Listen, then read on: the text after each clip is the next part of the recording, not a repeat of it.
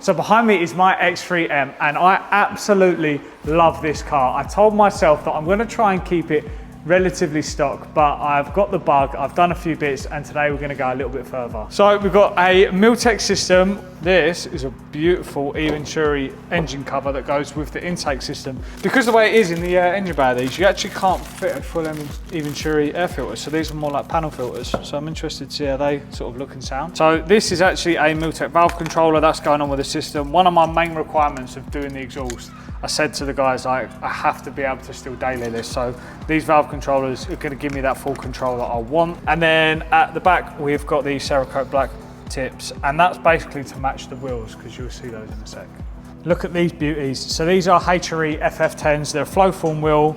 They're just under $3,000 and they look amazing. They're going to transform the way that car looks, and they're like a very nice like OEM plus wheel. They're not too like showboaty, I think. So when they're on the car, it's going to look subtly modded. Yeah, no, I'm excited to see them. Yeah. They remind me of like G80 competition wheels, but yeah, they're a little bit more stylish. That's sort of like multi-spoke style. What's interesting is that these are actually exactly the same fitment as the F90 M5.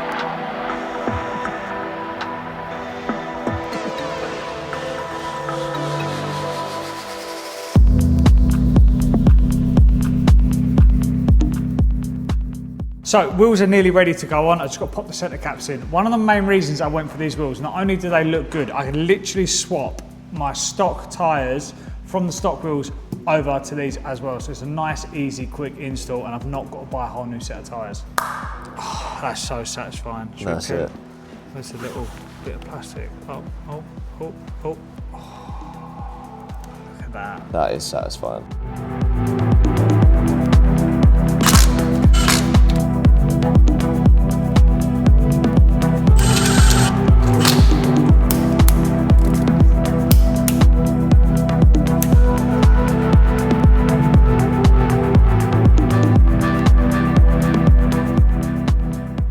So, as you can see, the M2 behind us here is currently getting unwrapped. It is about to undergo some major changes, and that is because we're going to be going to Gravity later on this year. If you guys don't know what that is, it's basically the UK's biggest modified car show, and honestly, it gets bigger and better every single year. It's at the NEC this year.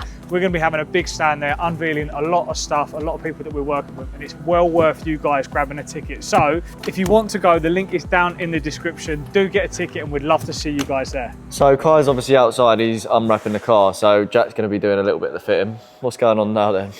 I'm told on good authority that this is not actually too hard of an install, so that's why I've agreed to it. Okay. This big gap here is the strut brace, so we'll get under the engine bay, remove the strut brace, and just basically get a bit of a view on what's going on. What's going on, and we'll go from there. So obviously I'm into wildlife and nature and stuff, so I've been keeping a little bird's nest down there.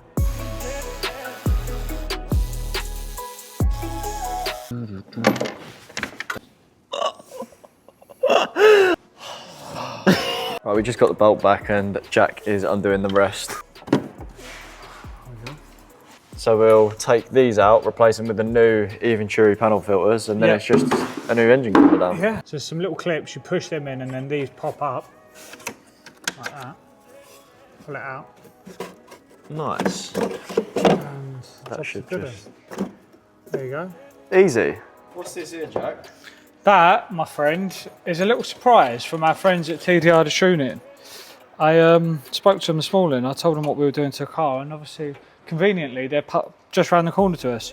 So we're going to be adding more power to the car as well in this video, which was a nice little surprise. Should add just over 60 horsepower. So we're around 500 at the moment. It'll take it to around 570, because it's at 503, 67 horsepower more. Very nice. So nice little bump. Let's get these bad boys in. What's that fishy smell? Oh yeah, no, they smell of fish. No, they don't. Let me smell it. No, I've got them tripping. Wait. No, it don't. No, it has got a slight... Oh! No! Let's have another one. I could do these intakes every day, mate.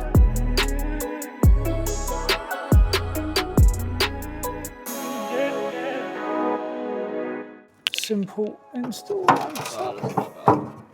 much better, isn't it? I like that. Yeah, much better. Nath, do you want to know something interesting? What's that, mate? That the X3M and the G01 X3 have the second easiest kidney grills to remove. Really? Yeah. The easiest is the G30 5 Series, but these are the second easiest. And the reason the other ones are easier is because they only have two clips per grill. These have 3. So this nice carbon scoop here goes, essentially slots into there and adds a lot more air into the air intake, which is obviously going to help us draw the extra power. Let's slot that in there, like that. Put that on there. That's super easy. They look cool, don't they? Yeah, I like that. Slot these in. That's it, nice and firmly in place. So update, the intake is on and now Kai is busy working on the exhaust. So this is an OPF back system, which means it's a very, very simple, easy install. You just cut just before the OPFs and jobs are good. Right. Tuning box, yep. Yes. So that, as we said, it's going to be around 60 brake horsepower up. The first thing we do when we get the car, we've got to drive it in, they say mode 4, and that'll basically like let the engine wear into the, like getting used to basically having the tuning box. Or sorry, reverse that. The tuning box learns the engine, and after about 25 to 40 miles you can change that all the way up to, sounds like someone's at the door, they're not. Then you can ramp that all the way up to mode 7, which gives us the full 60 odd bhp. Also, one thing I want to do is shout out Will at Dynasty Finance. The guys at Dynasty Finance are the people that have made this car possible for me and have let me have the perfect daily. So if you guys need anything, particularly like performance, sports cars, that sort of stuff, that's what they specialise in, all the way up to hypercars, they will be able to help you. Make sure you drop them a message and say that you come from AUTOID.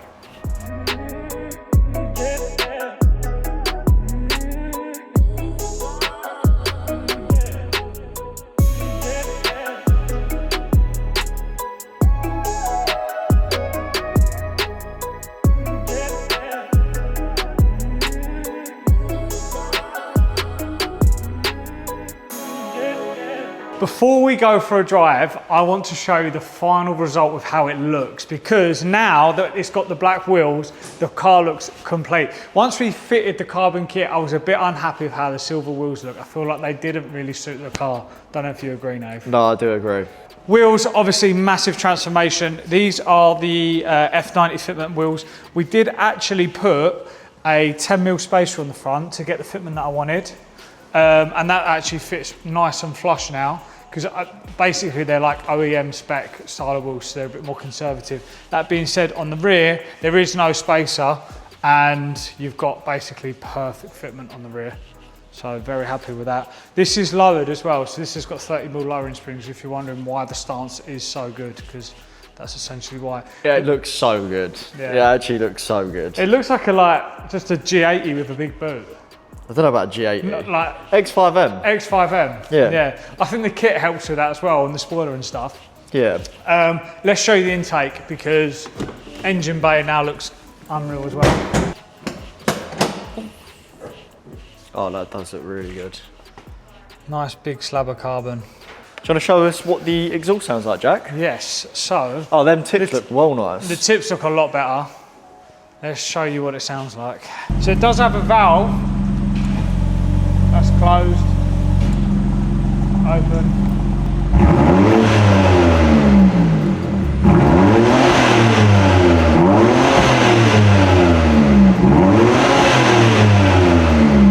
It's actually a daily, so like I actually don't want it to be a super loud pop and bang exhaust. I've got the M2 for that. Yeah, it's like this is like the perfect balance, isn't it? Sounds meaty when you start it up though. Yeah, I know. Like, well meaty. Well, that's why the valve's good as well, because it means that if you don't want it to be too loud, close the valves, neighbours are happy. Should we take it for a drive? Let's go for a drive, mate. Let's do it. So this will be the first time I've actually put my foot down in the car, because I obviously drove to and from work, but I've always had my dog in the car. Yeah.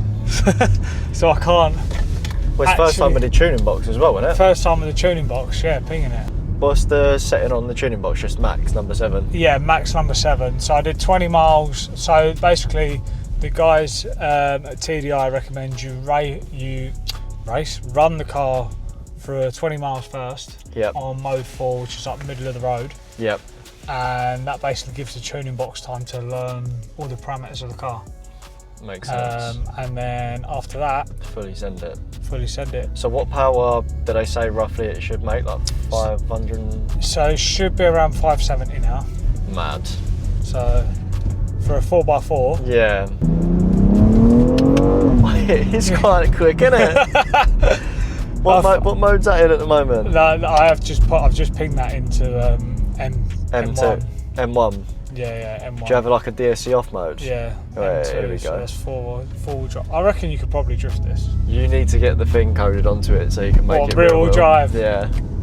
I can't lie, if I had one, 100% I'd be putting that There's on. something that just makes me feel a bit uneasy about being this high up and trying to drift though. No, you'll be alright.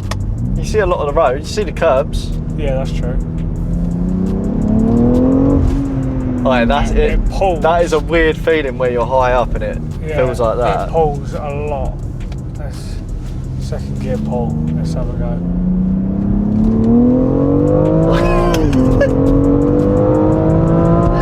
It feels really, really quick. Jesus. Yeah. Do you know why I think it feels so quick? Because you're jacked up in the air. So high up, it don't feel right. Does it? It don't feel like you should be able to. It sounds lovely as well.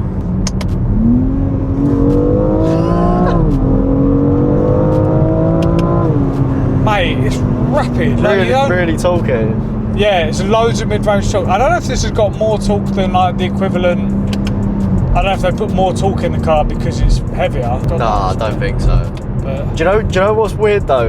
Look, bang it into like the highest gear and accelerate, flat down. The front of the car just lifts up like that, and then when you let off, it goes back down. This car's got very stiff suspension though. Like, it's one of the common complaints with the X3 and X4Ms, especially the early generation. They fixed it with the facelift, but early cars like this, what this is, well actually this is a kind of halfway LCI, but still pre-facelift had all the same dampers. Oh, okay. A complaint was the suspension. You can do things like, well, previously you used to be able to do like the MSS, and they had much softer spring settings to help mitigate that, but they are a firm car. I did find the car when I was driving back from Dorset at the weekend very busy. Like, the ride is very, very busy, and you do find that because you're high up, you feel it more. You sort of sway left to right. Like, you've got passengers in the car and in the back seat. They can get a little bit sick. They can feel a little bit sick in this. I would change. Have a little rip through it, see if we can get some noise through the tunnel. Nah, that's the perfect level of exhaust. For a daily, that sounds like just enough to make a racket, but without sounding like a knobhead. Yeah, 100%. I feel like if you had pops and bangs, another little rip. If you had pops and bangs on your you are 4x4. right. That sounds lovely. Yeah, it is. That's really perfect. nice tone to it as well. It doesn't sound like an S58. No, it don't. No, it hasn't got that rasp to it, has it? It's quite a deep sounding tone. I see what you mean about the bumps now. Yeah, it's very busy. It's a bit car sicky feeling. Yeah, definitely. So MSS, as it was, shut their shops, and they're actually now starting up under a new brand name, and they're going to be first targeting SUVs. And one of the conversations we've been having around them is what could they do to go even one step further to help optimise the X3M and X4M ride quality. So I'm interested to see how that comes out. Yeah. I mean, that feels unreal. Yeah, it does, doesn't it? That actually feels unreal. That is going to wrap up today's video. Hopefully you guys have enjoyed it. If there's any other bits in the video that you've seen you like, make sure you head onto the store and check them out. You can get a discount off them with the code YouTube5, and that will be that. Please do subscribe if you haven't done so already. Every single subscription means a lot to us, and we'll see you guys next week because we have a banger of a video coming out next week. I cannot wait for you to see it. See you then.